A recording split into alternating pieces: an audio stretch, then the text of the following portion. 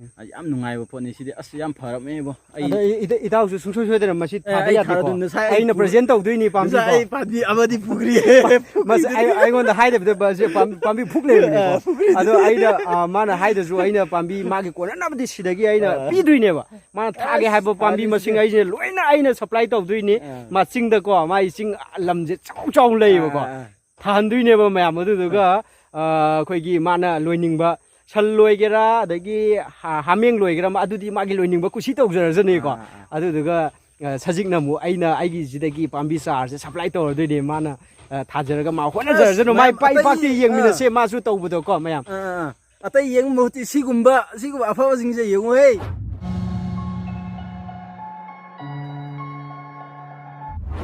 이진아우 mayam ngasi mayamda aigi itang kho usage ba maring isilnau ne mayam sida leire mayam na itang flakwa da mayam adum khangbiro ado mase hanaju mamangda koigi cookie na pirakpa comment amgi matang da mase viral oigi ba duni mayam na ju adum hafet ubdu su khangam gani ko ngasi se aigi farm da mase lae adu duga aije ma ga je khangnaba kuirabane ko ngasi laijina aigi yumjida hanbane do ma ngasi je aina lemna tharoi nganu pijar thage ngasi khangne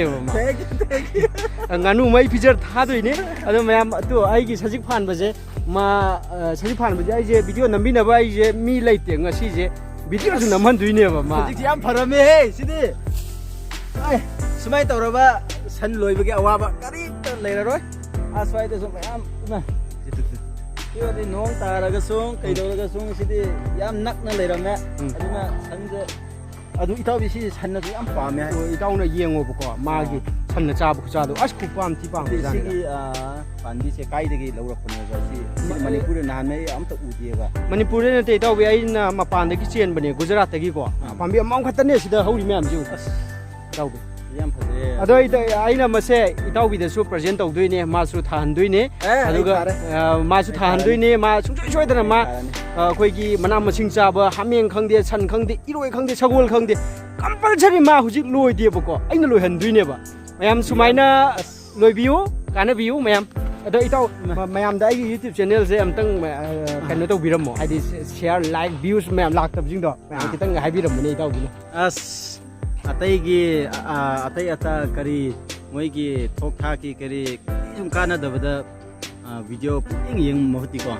ꯁꯤꯒꯨꯝꯕ ꯍꯥꯏꯗꯤ ꯑꯩꯈꯣꯏꯗ ꯀꯥꯟꯅꯒꯗꯧꯕꯁꯤꯡꯁꯦ ꯌꯦꯡꯉꯒ ꯃꯤꯉꯣꯟꯗ ꯈꯔ ꯁꯤꯒꯨꯝꯕꯒꯤ ꯆꯦꯅꯦꯜꯁꯦ ꯈꯔ ꯀꯩꯅꯣ ꯑꯣꯏꯍꯜꯂꯣꯕ viral ꯅꯠꯇ꯭ꯔꯒ ꯐꯥꯎꯍꯜꯂꯣꯕ ꯁꯤꯒꯨꯝꯕꯁꯤꯗ ꯑꯗꯨ ꯑꯣꯏꯔꯗꯤ ꯃꯤꯅ ꯀꯔꯤ ꯍꯥꯏꯁꯤꯔꯥ ꯋꯥꯔꯧꯒꯅꯨ ꯑꯩ ꯃꯩꯇꯩꯂꯣꯟꯁꯦ ꯐꯖꯅ ꯍꯩꯇꯕꯩꯅꯤꯀꯣ ꯁꯤꯁꯦ ꯁꯨꯃꯥꯏꯅ ꯇꯧꯔꯒꯗꯤ ꯂꯩꯔꯤꯕ ꯍꯧꯖꯤꯛ ꯁꯨꯝ ꯇꯝꯗ ꯂꯩꯔꯤꯕ ꯃꯤꯁꯤꯡꯁꯨ ꯑꯗꯨꯝ ꯑꯩꯈꯣꯏꯒꯤ ꯁꯟꯁꯦ ꯌꯥꯝ ꯂꯣꯏꯅꯕ ꯍꯥꯏꯇꯥꯔꯦ ꯑꯗꯨꯗ ꯃꯣꯏ ꯀꯔꯤꯁꯨ ꯁꯤꯒꯤ ꯅꯣꯂꯦꯖꯁꯦ ꯂꯩꯔꯝꯗꯕ ꯌꯥꯎꯔꯝꯒꯅꯦꯕꯀꯣ ꯑꯗꯨꯅ ꯁꯤꯒꯤꯁꯦ ꯏꯇꯥꯎꯉꯣꯟꯗ ꯀꯟꯇꯦꯛ ꯇꯧꯍꯜꯂꯒ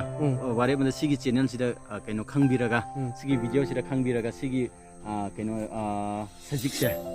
ꯏꯇꯥꯎꯉꯣꯟꯗ ꯀꯟꯇꯦꯛ ꯇꯧꯔꯒ ꯃꯣꯏꯁꯨ ꯊꯥꯖꯁꯅꯨꯕ ꯑꯗꯨ ꯑꯣꯏꯔꯗꯤ ꯃꯣꯏꯁꯨ ꯁꯖꯤꯛꯀꯤ ꯑꯋꯥꯕꯁꯦ ꯀꯔꯤꯝꯇ ꯂꯩꯔꯔꯣꯏꯕ ꯌꯥꯝ ꯅꯨꯡꯉꯥꯏꯅ ꯃꯣꯏꯁꯨ ꯅꯣꯡꯖꯨ ꯊꯥ ꯑꯣꯏꯔꯁꯨ ꯃꯥꯒꯤ ꯌꯨꯝ ꯏꯪꯈꯣꯜ ꯍꯦꯛ ꯃꯅꯥꯛꯇꯨꯗ ꯊꯥꯔꯁꯨ ꯀꯩ ꯀꯥꯏꯗꯦꯅ ꯁꯤꯗꯤ ꯑꯗꯨꯗꯤ ꯅꯣꯡ ꯇꯥꯔꯁꯨ ꯍꯣꯔꯦꯟ ꯅꯣꯡ ꯇꯥꯗ꯭ꯔꯤꯉꯩ ꯁꯠ ꯁꯠ ꯐꯥꯜꯂꯒ ꯊꯛꯄꯤꯕꯗ ꯀꯔꯤ ꯀꯥꯏꯅꯤ ꯅꯠꯇ꯭ꯔꯥ ꯌꯥꯝ ꯅꯨꯡꯉꯥꯏꯕ ꯄꯣꯠꯅꯤ ꯁꯤꯗꯤ ꯑꯁ ꯌꯥꯝ ꯐꯔꯝꯃꯦꯕꯣ ꯏꯇꯥꯎꯁꯨ ꯁꯨꯡꯁꯣꯏ ꯁꯣꯏꯗꯅ ꯃꯁꯤ ꯊꯥꯗ ꯌꯥꯗꯦꯀꯣ ꯑꯩꯅ ꯄ꯭ꯔꯦꯖꯦꯟ ꯇꯧꯗꯣꯏꯅꯤ ꯄꯥꯝꯕꯤ ꯑꯩ ꯄꯥꯝꯕꯤ ꯑꯃꯗꯤ ꯄꯨꯈ꯭ꯔꯤ ꯑꯩꯉꯣꯟꯗ ꯍꯥꯏꯗꯕꯗ ꯄꯥꯝꯕꯤ ꯐꯨꯛ ꯂꯩꯕꯅꯦꯀꯣ ꯑꯗꯣ ꯑꯩꯅ ꯃꯥꯅ ꯍꯥꯏꯗꯁꯨ ꯑꯩꯅ ꯄꯥꯝꯕꯤ ꯃꯥꯒꯤ ꯀꯣꯟꯅꯅꯕꯗꯤ ꯁꯤꯗꯒꯤ ꯑꯩꯅ ꯄꯤꯗꯣꯏꯅꯦꯕ ꯃꯥꯅ ꯊꯥꯒꯦ ꯍꯥꯏꯕ ꯄꯥꯝꯕꯤ ꯃꯁꯤꯡ ꯑꯩꯁꯦ ꯂꯣꯏꯅ ꯑꯩꯅ ꯁꯄ꯭ꯂꯥꯏ ꯇꯧꯗꯣꯏꯅꯤ ꯃꯥ ꯆꯤꯡꯗꯀꯣ ꯃꯥꯒꯤ ꯆꯤꯡ ꯂꯝꯁꯦ ꯆꯥꯎꯅ ꯂꯩꯌꯦꯕꯀꯣ ꯊꯥꯍꯟꯗꯣꯏꯅꯦꯕ ꯃꯌꯥꯝ ꯑꯗꯨꯗꯨꯒ ꯑꯩꯈꯣꯏꯒꯤ ꯃꯥꯅ ꯂꯣꯏꯅꯤꯡꯕ ꯁꯟ ꯂꯣꯏꯒꯦꯔꯥ ꯑꯗꯒꯤ ꯍꯥꯃꯦꯡ ꯂꯣꯏꯒꯦꯔꯥ ꯑꯗꯨꯗꯤ ꯃꯥꯒꯤ ꯂꯣꯏꯅꯤꯡꯕ ꯀꯨꯁꯤ ꯇꯧꯖꯔꯖꯅꯤꯀꯣ ꯑꯗꯨꯗꯨꯒ ꯁꯖꯤꯛꯅ ꯑꯃꯨꯛ ꯑꯩꯒꯤꯁꯤꯗꯒꯤ ꯄꯥꯝꯕꯤ ꯆꯥꯔꯁꯦ ꯁꯄ꯭ꯂꯥꯏ ꯇꯧꯔꯗꯣꯏꯅꯤ ꯃꯥꯅ ꯊꯥꯖꯔꯒ ꯃꯥ ꯍꯣꯠꯅꯖꯔꯖꯅꯨ ꯃꯥꯏ ꯏꯄꯥꯛꯇꯤ ꯌꯦꯡꯃꯤꯟꯅꯁꯦ ꯃꯥꯁꯨ ꯇꯧꯕꯗꯣꯀꯣ ꯃꯌꯥꯝ ꯑꯇꯩ ꯌꯦꯡꯕ ꯃꯍꯨꯠꯇꯤ ꯁꯤꯒꯨꯝꯕ ꯑꯐꯕꯁꯤꯡꯁꯦ ꯌꯦꯡꯉꯨꯍꯦ ꯅꯠꯇꯕꯤꯗ ꯅꯨꯄꯤꯁꯤꯡꯁꯦ ꯀꯔꯤ ꯀꯔ ꯊꯨꯟꯅꯤꯛꯄꯤꯌꯣ ꯀꯔꯤ ꯑꯗꯨꯒꯨꯝꯕꯗꯤ ꯀꯥꯟꯗꯝꯅꯦ ꯃꯣꯏꯗ ꯃꯣꯏꯒꯤ ꯚꯥꯏꯔꯦꯜ ꯆꯠꯍꯟꯕꯒꯤ ꯁꯔꯨꯛꯇꯤ ꯁꯤꯒꯨꯝꯕꯁꯤꯗ ꯚꯥꯏꯔꯦꯜ ꯆꯠꯍꯜꯂꯣ ꯁꯤꯁꯤꯅ ꯅꯣꯏꯒꯤ ꯀꯩꯅꯣꯗ ꯅꯣꯏꯗ ꯌꯥꯝ ꯀꯥꯟꯅꯕꯁꯨ ꯑꯣꯏꯔꯛꯀꯅꯤ ꯅꯣꯏ ꯏꯃꯥ ꯕꯕꯥ ꯍꯣꯏꯗ ꯌꯥꯝ ꯀꯥꯟꯅꯕ ꯑꯣꯏꯔꯛꯀꯅꯤ ꯁꯤꯅ ꯃꯌꯥꯝ ꯁꯣꯏꯗꯅ ꯁꯤꯌꯔ ꯇꯧꯋꯣ ꯁꯤꯌꯔ ꯇꯧꯋꯣ ꯃꯌꯥꯝ ꯁꯤꯌꯔ ꯇꯧꯋꯣꯀꯣ ꯚꯤꯗꯤꯑꯣ ꯁꯖꯤꯛ ꯀꯛꯄꯒꯤ ꯃꯇꯦꯛ ꯑꯃꯇꯪ ꯁꯤꯗꯀꯣ ꯅꯝꯍꯜꯂꯒꯦ ꯑꯗꯨꯒ ꯂꯣꯏꯁꯤꯜꯂꯒꯦ ꯃꯌꯥꯝ 원 tawgraba si adum yare ko si sajik phan bi si sajik phan bi atai dona pung phan phan musu ya de ba yong si itaw bina phali sing ba yam nemna phale hai tare hayeng kaino anauba song khalak matam da song yam kaino matung da song khaw kari daw kari hai dona nauna mayon song khalak pado adu thuna adagi kakpasu nungai kakpasu nungai bina ba ko adugi da maktene yam nemna khawri se asidi yam phare ba nasai khawhi bu yong si da bu yong si da sanji chaning dra ba hai dona imai hekta ima aseng ba adu itaw bi sigum sida keno sigum video sida keno share tawning da sing si angak pani ko sigum apha ba sida share tawning da mi si angak pani he as adu mayam leiri sida song yo adu yo som da mayam leiri hai ba ima itaw bi na tawri je pura birani ko pura mai je je tawragena taw male mai je sidana amka nga gi farm leire mai je 어디요?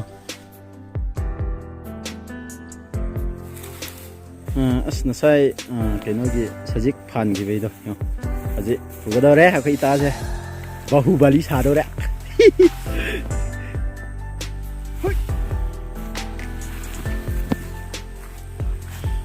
이따비 아지난기 더리가 개노지 암 파이네 해 mayam sini hainausi saji phamdo mayam loide sini saji phamje sumnagi minute manga changdi ko aina hapsan bo kari wa tare phan khata minute ani hum minute ani hum dan ore aina kalai se ama ani ambi manga sira ama ani ahum mari manga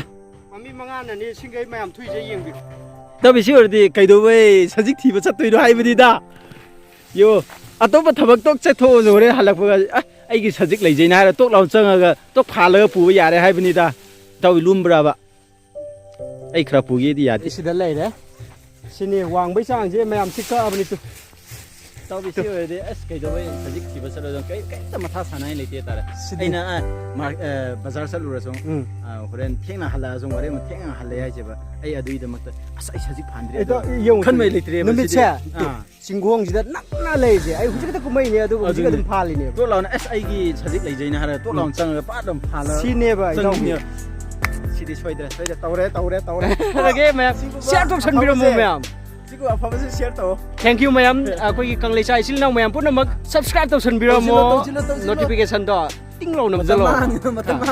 mayam adu ai thagla du ni naisila du ni mathang sina ta bako ate te ju thagla kini mayam sanna kamai cha ge do mayam si phan ba khak nati ko sanna ne cha ba do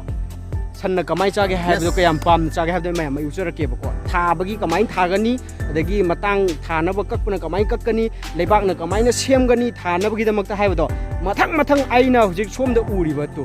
mayam somda leiri se mayam leiri se mayam sigi pot mayam se si success suoi gi ba se kara maina oi gi kayam kuina changi in detail tha bagi maram da kamai aina tawgi ba mayam do mayam ai mathang hairak kadui ne ba mayam ai gi video se ngai dron leibiyo ba su so da ai loi hapla kine ba mayam masi harga ai lo sanjage thank you mayam